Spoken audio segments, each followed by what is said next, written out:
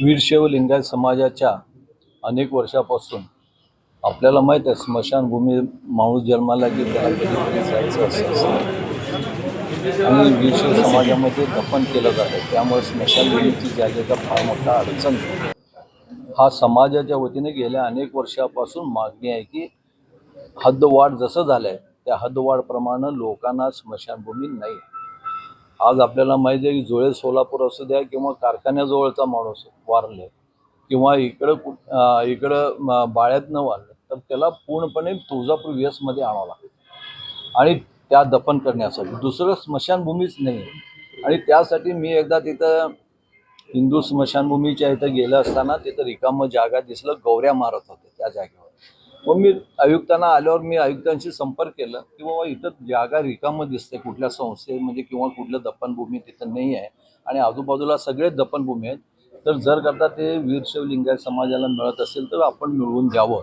मग ते म्हणले की तुम्ही एक पत्र द्या. माझ्या पत्राप्रमाणे आयुक्त आणि अधिकारी जाऊन ते जागेवर जाऊन आले आणि ते देण्यास होकार केले.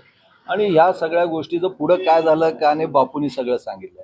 मला एवढंच म्हणायचं होतं की ज्याप्रमाणे आम्ही पत्र दिलं, ज्याप्रमाणे त्यांनी सिद्धेश्वर देवस्थान पंच कमिटीला त्याला आम्ही पत्र दिल्यावर पुन्हा एकदा त्यांना बोलवून त्यांना तयार करण्याचा सातत्यानं प्रयत्न केलं. ते पहिल्यांदा नको म्हणले, पण तरीही त्यांना तयार करून जर करता एखाद्या समाजामध्ये एखाद्या संस्थेचं नाव आम्ही जर करता जागा बघून सुचवलेलं असताना, लोकप्रतिनिधींनी कळविलं असताना ह्या अधिकाऱ्यांचं एवढं काय इंटरेस्ट होतं की दुसऱ्या संस्थेला बोलवून तुम्ही घ्या म्हणून मागं लागणं, त्यांच्याबरोबर 3-3 मीटिंग करणं. मग तुम्ही दुसऱ्या समाजाचंही आम्ही दुसऱ्या संस्थेचंही पत्र दिलं होतं, त्यांच्याबरोबर मीटिंग करायला पाहिजे होतं.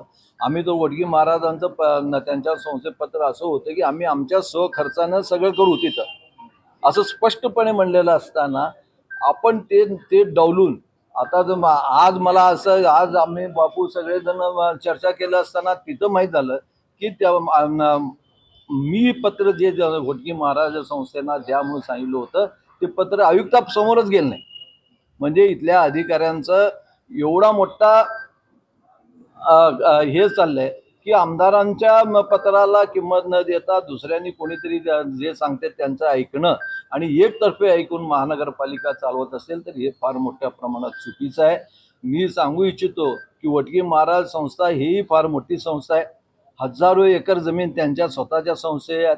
त्यांच्या जवळपास 30 ते 40 शाळा ज्या खेडेगावामध्ये किंवा ज्या वस्तीमध्ये शाळा होऊ शकत नाही, शासनाने चालवलं नाही, पण तिथं वडगी महाराज तिथल्या मुलांना शिक्षण मिळण्यासाठी तिथं संस्था काढून आज हजारो लोक त्यांच्या इथं संस्थेमध्ये कामाला आहेत.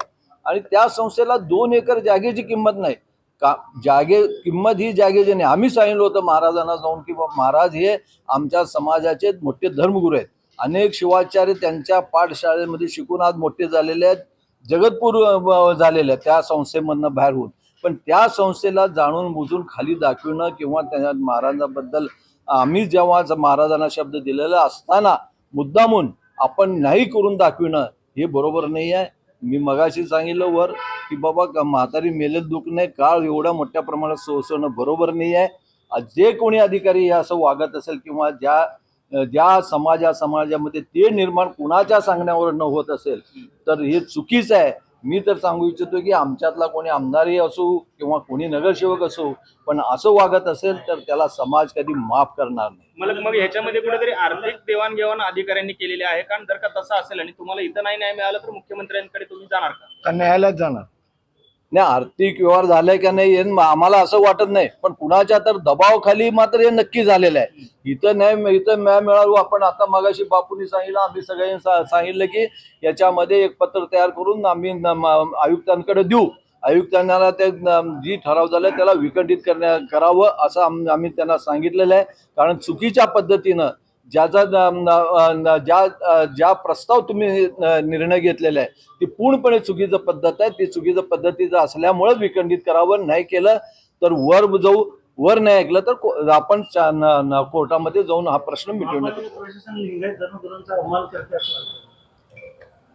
महानगर प्रशासन काय केलं काय नाही वाटायचं काय स्पष्टच आहे ना. आज आपल्या सगळ्याच्या समोर आहे. 2 लिंगायत समाज, एवढं मोठं लिंगायत समाज सोलापूर शहरामध्ये असताना आजपर्यंत कोणीही कुठलंही राजकारण करत असताना कोणी असं समाजामध्ये भांडणं लावून कधी राजकारण केलं नाही. समाजाचे दुफळी व्हावं असं कधी विचार न करता आजपर्यंत राजकारण होत आलं.